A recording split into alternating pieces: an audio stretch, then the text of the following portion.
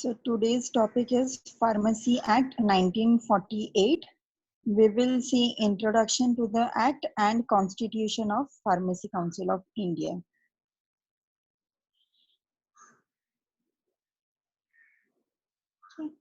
So as you all are already aware, we have learned development of pharma legislation in earlier lectures. So that was the scene. Earlier there was no proper law governing practice and education of pharmacy in India. So it was a chaos. And the Chopra committee suggested around 90 suggestions. And then after Indian government started acting upon it. So based upon suggestion by Chopra committee, in 1947, pharmacy bill was put forward to the selection committee, and then after selection committee acted upon it. And in 4th March, on 4th March 1948, the Pharmacy Act came into enforcement. So that is what is the history of Pharmacy Act 1948. So objective of the act was to the person who has professional education and education training and skill can only practice pharmacy. So to lay down controls over the practice of pharmacy, the Pharmacy Act 1948 put forward.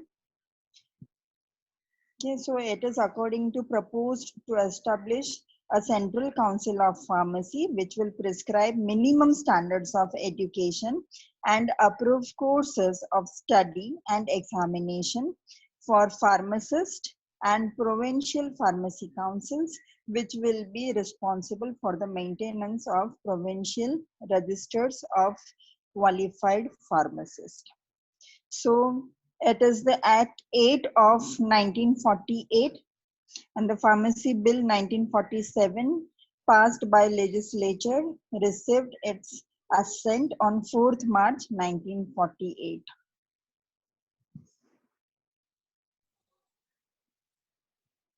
Okay. So chapter 1 is introductory again, and it shows short titles, extent and commencement of the act over the subcontinent of India. So first clause is, this act may be called the Pharmacy Act 1948. It extends to the whole of India except the state of Jammu and Kashmir. This provision was there till 2019. From 2019, the act is again made, act is enforced in the state of Jammu and Kashmir as well.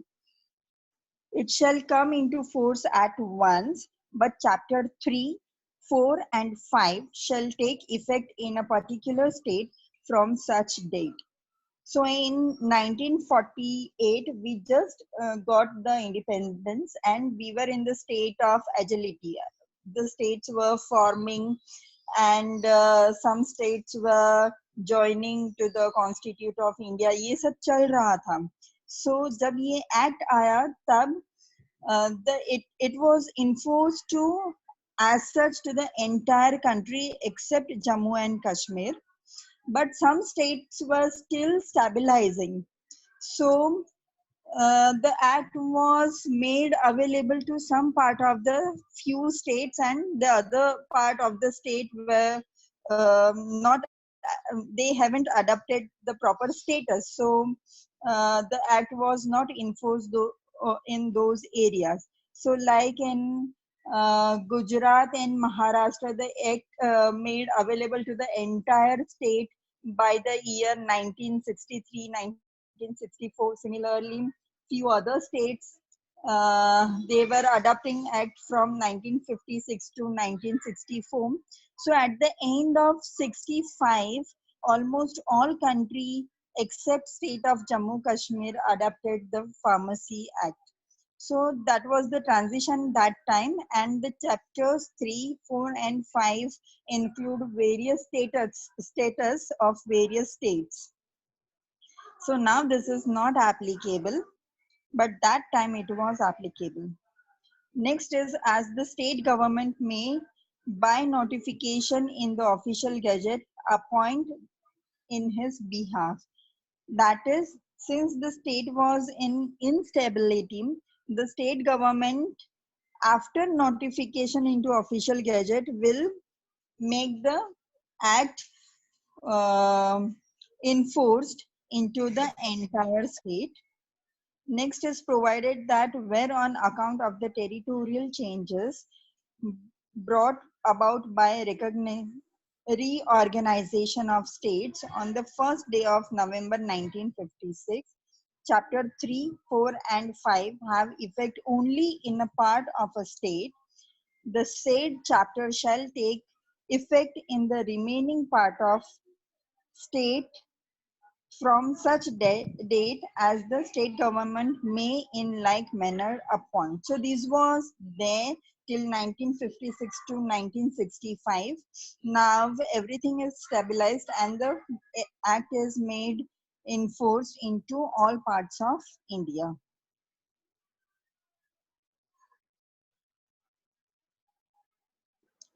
Next is interpretation. So interpretation includes certain terminologies which are applied throughout the act and will have the specified meaning unless and until that meaning is in disagreement with the statement. Otherwise, the terminologies which are defined here will have the mentioned meaning in the act throughout the chapters. Okay, so first is agreement. Agreement means an agreement entered into under section 20. Approved means approved by Central Council under section 20 or section 14. Sorry, section 12 or section 14. Central Council means the Pharmacy Council of India constituted under section 3. Central Register means the register of pharmacists maintained by the Central Council under section.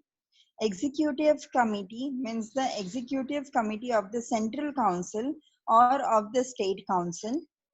Indian University means a university within the meaning of Section 3 of the University Grant Commission Act 1956 and includes such other institutions being institution established by or under a central act as the central government may by notification in the official gazettes. Medical practitioner means a person holding qualification granted by an authority specified or notified under section 3 of Indian Medical Degree Act 1916 or specified in the schedule to the Indian Medical Council Act 1956, or he is registered or eligible for registration in medical register of a state meant for the registration of person practicing modern scientific system of medicine, or registered in a medical register of a state who, although not falling within the subclause of 1 or subclause 2, is declared by general or special order made by state government on behalf as a person practicing the modern scientific system of medicine for the purpose of this act, registered or eligible for registration in the register of dentist or a state under the Dentist Act 1948, or who is engaged in practice of veterinary medicine and who possesses qualification approved by the state government. So this medical practitioner terminology says that a person who has degree and skill of medicines, or the person who is registered or eligible for register for the practice of scientific system of medicine, or the person who is neither a doctor or he is not eligible for register under the medical modern system of medicine, but he has that skill and acting for the purpose for the development or refinement of act. Such person is also known as medical practitioner, or the person who has degree in dentistry, or the person who has degree in veterinary surgery. All these people are considered as medical practitioner. Okay, next terminology is prescribed. Means in chapter 2, prescribed by regulations made under section 18 and elsewhere prescribed by rules made under section 46. Next is register. Means a register of pharmacists prepared and maintained under chapter 4 by the Pharmacy Council of India. A registered pharmacist means a person whose name is for the time being entered in the register of the state in which he is for the time being residing or carrying on his profession or business of pharmacy. State Council means a State Council of Pharmacy constituted under Section 19 and include a Joint State Council of Pharmacy constituted in accordance with an agreement under Section 20. University Grant Commission means the University Grants Commission established under Section 4 of University Grants Commission Act 1956. Okay. Now we'll see Pharmacy Council of India and we'll see the constitution of the Pharmacy Council of India. So first is 6 members, among whom there shall be at least one teacher of the subjects pharmaceutical chemistry, pharmacy, pharmacology, and pharmacognosy, elected by University Grants Commission from among persons on the teaching staff of an Indian university or a college affiliated thereto, which grants a degree or diploma in pharmacy. So there will be 6 teachers out of this, 6 members. Out of this 6 members, there will be at least one teacher. Other member may not be a teacher or maybe teacher. So there should be minimum one teacher who is teaching pharmaceutical chemistry, pharmacy, pharmacology, or pharmacognosy. And this person will be elected by University Grants Commission from the universities or colleges which are affiliated to UGC, and these institutions are providing degree or diploma in pharmacy. Okay. Next, then after there will be 6 members, of whom at least 4 shall be person possessing degree or diploma in and practicing pharmacy or pharmaceutical chemistry nominated by the central government. So next are the 6 members who are nominated. Earlier 6 are elected. Next, and these earlier 6 are elected by University Grants Commission, and next 6 are nominated members, and this nomination is done by central government. And after this 6, at least 4 will be holding degree or diploma and practicing pharmacy or pharmaceutical chemistry. Okay. Then after, 1 member elected from against themselves by the member of the Medical Council of India. So like Pharmacy Council of India, we have Medical Council of India, and the Medical Council of India will elect 1 member as a representative, and that member will be the member of Pharmacy Council of India. Then next is the Director General, Health Services, ex officio, or if he is unable to attend any meeting, a person authorized by him in writing to do so. So Director General of Health Services will be the member of Pharmacy Council of India, and he'll be ex officio, so additional to the official members.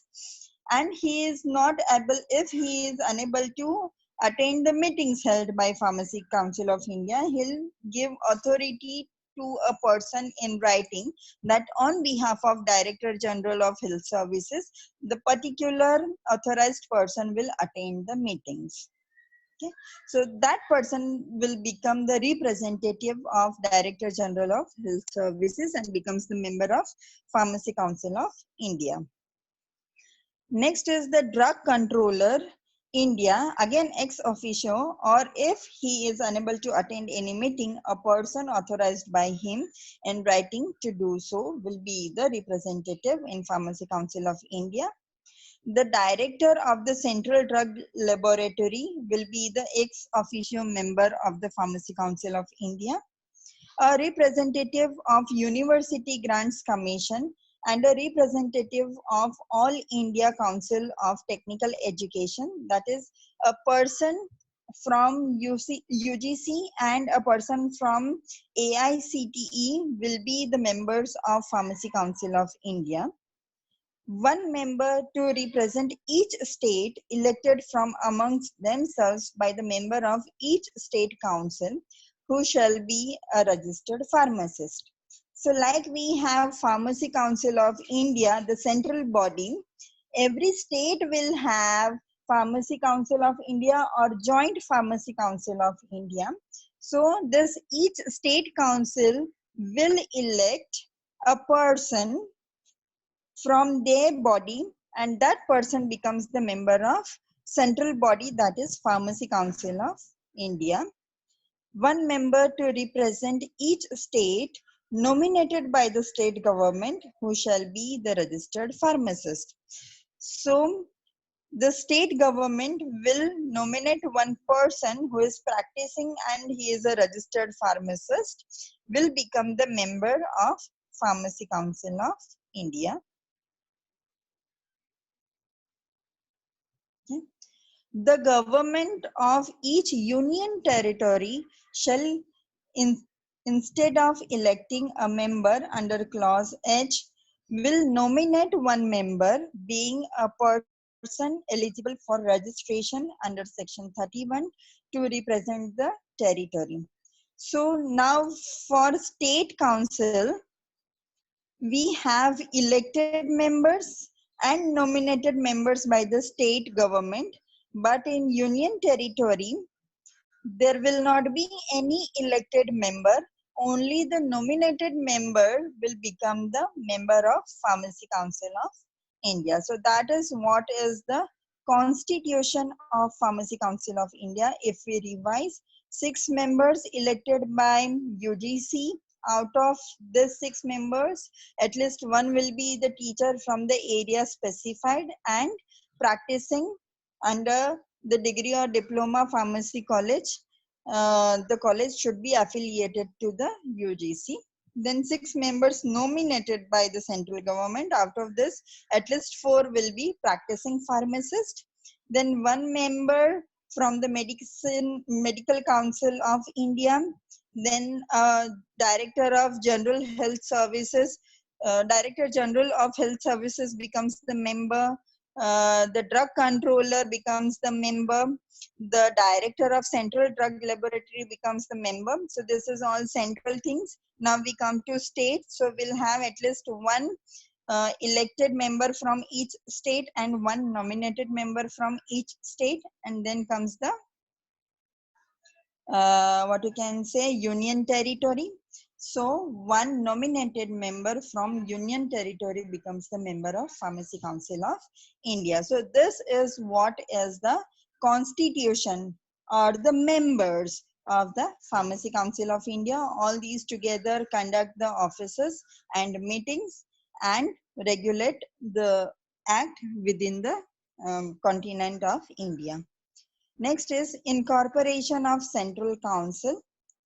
The council constituted under section 3 shall be a body corporate by the name of the Pharmacy Council of India, having perpetual succession and commensal, with power to acquire and hold property, both movable and immovable, and shall by the said name sue and be sued. This means that uh, The Pharmacy Council of India is the name of the Central Council, and it is a proprietary constitution. It will have rights to possess movable as well as immovable properties, and will allow the members to act and make the members to act for the betterment of the health of the country people. Okay. Next is President and Vice President of Central Council, or you can say Pharmacy Council of India. So Central Council and Pharmacy Council of India are the same. Central Council is the constituted body, and the name given to Central Council is Pharmacy Council of India. So that is the proprietary name or corporate name of the council. Okay. So we'll see President and Vice President of Central Council. The President and Vice President of Central Council shall be elected by the members of the said council from among themselves. So ये जितने भी member हैं, they'll run a election and they'll elect out President and Vice President of Pharmacy Council of India. The President or Vice President shall hold office as such for a term not exceeding 5 years and not extending beyond the expiry of his term as member of the Central Council, but subject to his being a member of the Central Council, he shall be eligible for re-election. So President and Vice President will carry out their term for maximum of 5 years. But during this 5 years, if their term of being member of Pharmacy Council expires, then they cannot be on the post of President or Vice President. But the member can re-elect them as a member of Pharmacy Council of India, then they can continue as President or Vice President. What I want to say is a President and Vice President 5 साल के लिए काम करेंगे, ठीक है. During this 5 years अगर वो उनकी Pharmacy Council की membership खत्म होती है, तो वो प्रेसिडेंट और वाइस प्रेसिडेंट से भी रिजाइन करेंगे, वो पोस्ट पे भी वो रिजाइन करेंगे. बट जो फार्मेसी काउंसिल के बाकी मेंबर हैं वो उनको वापस इलेक्ट करके फार्मेसी काउंसिल के मेंबर बना सकते हैं. इफ दे री elect them, then they will be continue as president and vice president for the remaining term. So they'll complete their term of 5 years. Okay, so that is first clause. Next is provided that if his term of office as a member of the Central Council expires before the expiry of the full term for which he is elected as president or vice president, he shall, if he is re-elected or re-nominated as a member of the Central Council, continue to hold office as president and vice president for the full term for which he is elected to such office. So that is what is said in the second this thing.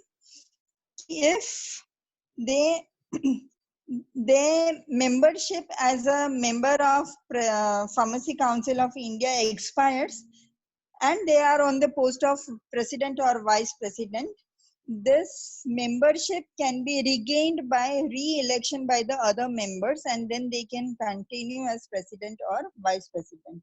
अगर वो re-elect नहीं होते हैं, then they will not be president or vice president of Pharmacy Council of India. Instead, the members will elect other person as president or vice president. So that is all about today's lecture. We have seen a brief history of development and few terminologies which will be